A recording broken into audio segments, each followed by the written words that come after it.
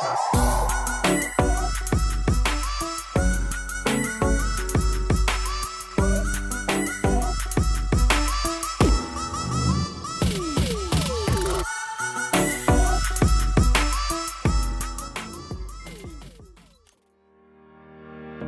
what is wrong with this photograph? Well, if you know a little bit about photography, you might say this is underexposed.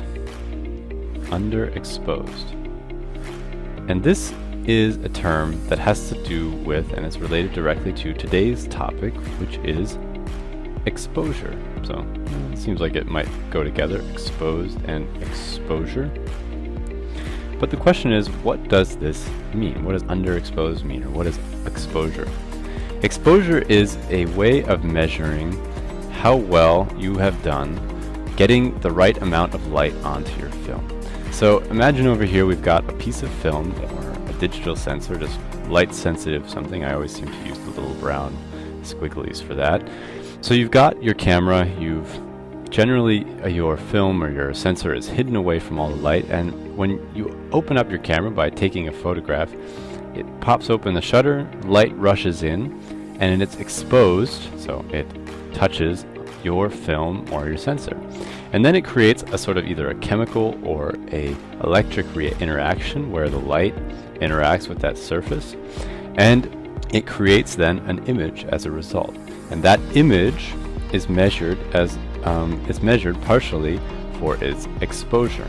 That exposure is just a measure of how much light it picks up while the shutter is open and while the sensor or the film is exposed to light.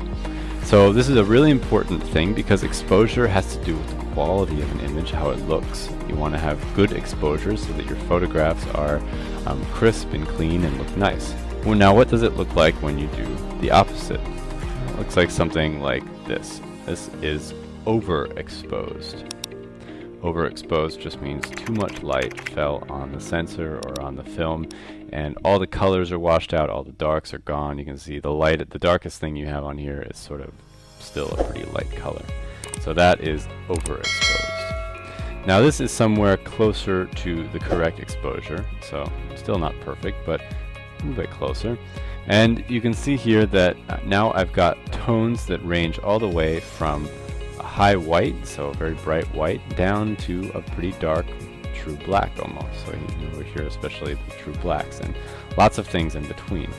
Now tones are not actually colors. Tones are sort of like a range of, I guess, the amount of light that an object gives off. So you can see here that this is a white tone, this is a gray tone, and this is sort of a black tone.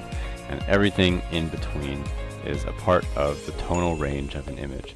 And what your camera is trying to do when it's looking for exposure is it's trying to create sort of a contrast range that has a little bit of dark, a little bit of light, and lots of in between. So when your camera looks at this scene, it wants to make 18% gray. It sees everything in black and white, and it's like, we want to make it 18% gray so that everything averages out. So if you were to take all the colors, or take all the tones, so if you take the black and white version of the image and throw it in a paint mixer, the resultant color would be 18% gray if your meter had it its way. But sometimes that doesn't always match reality. In reality, this scene had a lot of darker tones in it and a lot of lighter tones. But ironically, when it sort of works out, it comes out to about 35% gray. So here you can see the problem that metering and exposure create for photographers. You've got your camera wanting to make 18% gray. Your photo isn't actually full of anything that's 18% gray. It's actually, if you look at it, it's about 35% gray. So you want to try to find a way of tricking your camera into exposing correctly for the 35% that it actually is, not the 18% that it wants to make. Let's try and now to make really quickly sort of a diagram of what is actually happening here. Let's imagine we've got a stool here, and it is a three-legged stool. So you've got 1, 2, 3 legs on your stool, and they're kind of funny legs, sorry about that. Now one of your legs is going to be your ISO. This is going to determine how fast the photograph can be taken, because you've got a certain sensitivity on your film. You're also going to have your shutter speed. I'm just going to write shutter. This is going to be how fast the photograph is taken, so how long the camera is open to the light. And your last thing is going to be your aperture. And this is sort of like the size of the window that's allowing the light into your camera. Now, you can imagine this as a three-legged stool, where if one of the legs is too short, the stool falls over. So the correct exposure is sort of like sort of the flat stool that you imagine that you can sit on or put an egg on and it won't roll off. Now, if any one of these things is incorrect or not matching, then you're going to have a problem. Your stool is not going to be flat or usable, really. And sometimes this will be called the exposure triangle. So these three things are all related. They're variables of good exposure, and if you change one, well, then you have to change others. So just like if you were to shorten one of these legs, you would then have to shorten all of the legs, or you'd have to sort of adjust them so that they would all create then a flat stool. A lot of times what a lot of photographers, when they're first starting out, they will then first lock in one. So for example, it was really easy back when I started. ISO was always set by your film. So you had a piece of film, and then your only two variables were your shutter speed and your aperture. And then you just could mess around with those two and always try to make sure that they were bringing everything into equilibrium.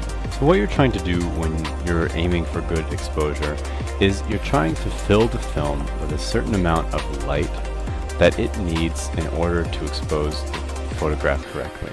And you can kind of imagine then the film or your sensor to be sort of like a bucket. So we're going to write film or sensor here. And your bucket, you can change the size of your bucket. So your bucket can be big, it can be small. And in this case, you could think of a small bucket as being a film with high ISO. So it doesn't take very much water to fill a very small bucket. It doesn't take very much light to fill a very sensitive piece of film or a sensor. So something at ISO 800 is like a very small bucket. So you're trying to imagine that you need, maybe this much water in your bucket, no matter which bucket you have, if it's a big bucket or a small bucket. You need to have it, maybe reach this 70% full level or something like that, say. And you're doing this with a pipe. So the pipe is running here to here. You've got your pipe right here. And you're running water through it, and you can change then with this, in this setup, you can change how long the water runs. You can change how big the pipe is. And you can change the size of the bucket. So I'm going to make sure it makes inside. Now, the length of time that the water is running into the bucket is sort of like your shutter speed. So just like you can open the shutter of your camera for a really long time, you could open the faucet and let water run for a really long time so that it fills up the bucket. Even if you have a tiny pipe, your pipe can be really mini. It can be like a F22 pipe, so a really tiny pipe. But and it could take therefore a long time for the water to go through and fill up your bucket.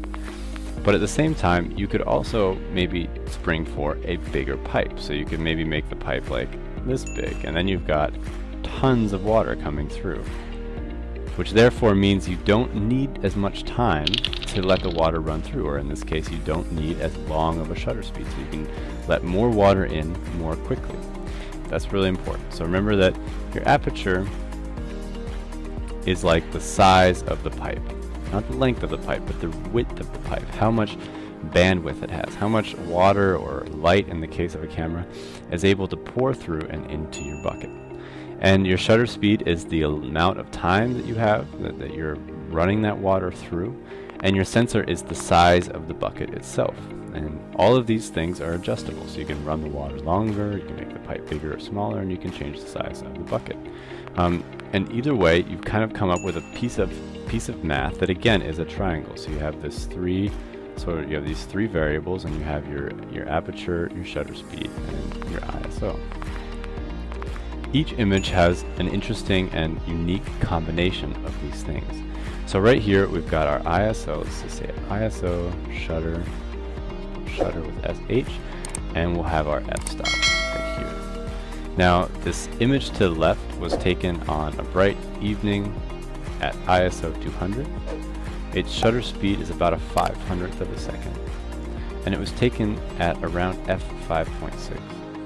So it's pretty standard for an evening, bright day. That's about a pretty average shot, really. This shot was the Irish cottage. It was a cloudy, rainy day. It was ISO 200 still, though. I took the shot, though, at 100th of a second. And it is also at f5.6. So you can see here that we've got the same bucket, so it's the same 200 size bucket. But in this case, I let the water run on the Irish cottage. It ran a lot longer, 500th of a second and 100th of a second. So that's a lot faster, this image here of the abandoned airport than of the Irish cottage, because I didn't have as much light. So I just didn't have as much light to expose the film, and so I needed a little bit longer to do that. Now let's take a look over here at the Berlin situation. So here I'm standing on top of a house looking out over for downtown Berlin. You can see the little TV towers very far away, and that is actually taken at a 400 ISO. Shutter speed was 1/15, and the f-stop was 3.5. Oh, I need to concentrate here. 3.5. Alright, so what's going on here now? We've got a bigger bucket, first of all. So the bucket is, a smaller bucket. I need to remember my own metaphors here. So you've got a smaller bucket, so it takes less time to fill that bucket. And we've got now the water's running for even longer. So we've got a 15th of a second, which is a lot more than a 100th of a second, and even more than a 500th of a second, so a lot more. And in this case, the pipe is actually a lot bigger because we've got a smaller number. So a smaller number means a bigger pipe.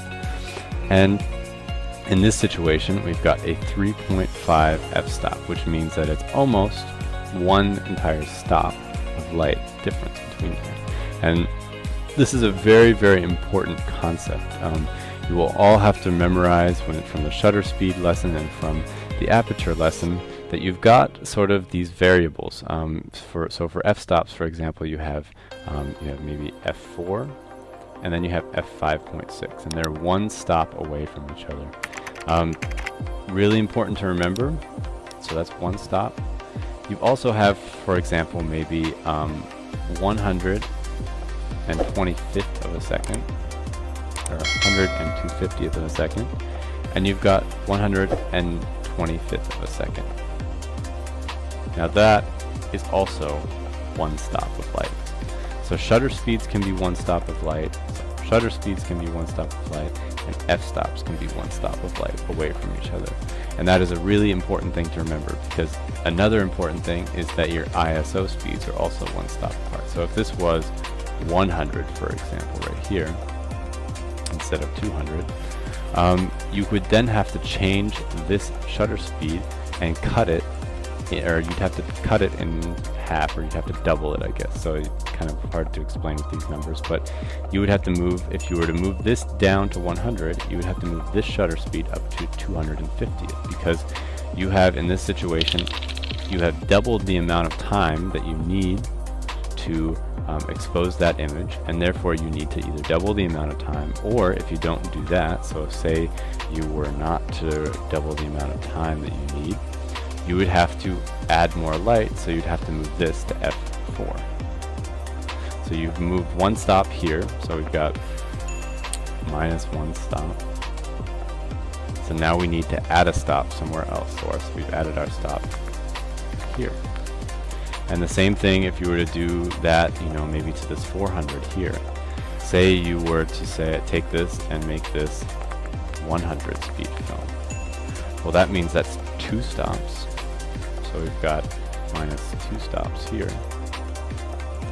And that means you need to make up for it somewhere else. Well, you can't really make it up for it here because maybe your lens isn't faster, so you'd have to just do it with your shutter speed. So that means you'd move down to an 1/8 of a second, and then down to 1/4 of a second. So you would already be at a very slow photograph right there. So here you've got your +2 right here.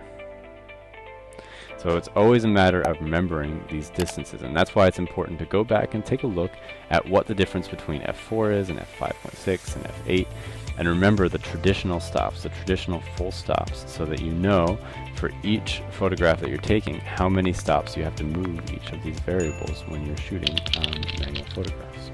Alright, so that was your lesson about exposure, and check out more lessons like this at